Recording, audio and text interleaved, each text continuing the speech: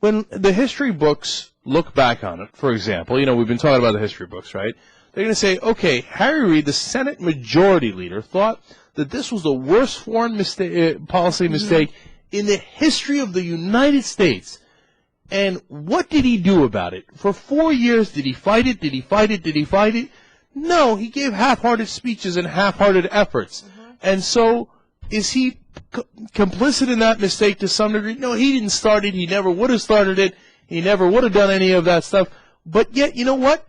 Yeah, of course he's a little complicit. I mean, 2 years into the war, 3 years into the war, even though you're in the minority, why not introduce legislation every day saying, it's got to stop? We have the Democrats who's doing the non-binding resolution. Everybody knows about that, et cetera, and now they're thinking about bringing together a vote that would challenge the original authorization. And as they fiddle, Bush puts more troops in and more troops in. Right. He's actively sending the troops. They're doing the Baghdad crackdown that's already begun, and it's working splendidly. 63 killed yesterday. Massive bombing. 129 injured. 2 more U.S. soldiers killed.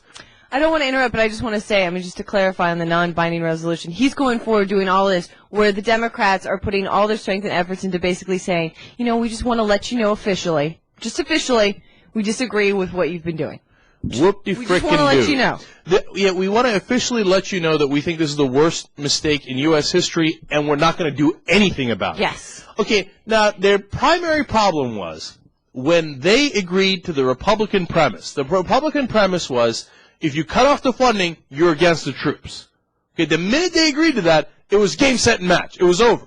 Because then you just took away your only goddamn tool. Why did you give that away to them? If somebody comes to me and says, okay, you can stop this war by cutting off the funding, but you know what? Cutting off the funding means you're against the troops. I'd say, are you out of your mind? No, I'm trying to bring the troops back home. I'm trying to redeploy them where they can actually fight Al-Qaeda, our real enemy. I'm supporting the troops. I'm supporting their commanders in the field. I'm supporting what they said according to a poll that was taken of what they view. Just because I'm against the president's policies doesn't mean I'm against the troops. You got to be insane to think that. Hold on. What did the Democrats say instead? Oh, you're right. Oh my God. No. I would never cut off the funding. A lot of them said that. Not every one of them. I would never cut off the funding. I support the troops. Steny Hoyer came out twice in the middle of the House debate, all in a fury, and I was like, "Whoa, look at this! I'm surprised Steny Hoyer, who's not, your firebrand progressive." He's a corporate guy. He's the number 2 guy in the House for the Democrats. He came out and he said, I cannot allow anybody to say that we don't support the troops. We will definitely continue funding.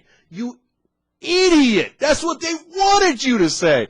So now all of you are saying, not all of you, but a lot of the Democrats are saying, hey, listen, this is a terrible mistake, and we will never stop the funding for this terrible mistake.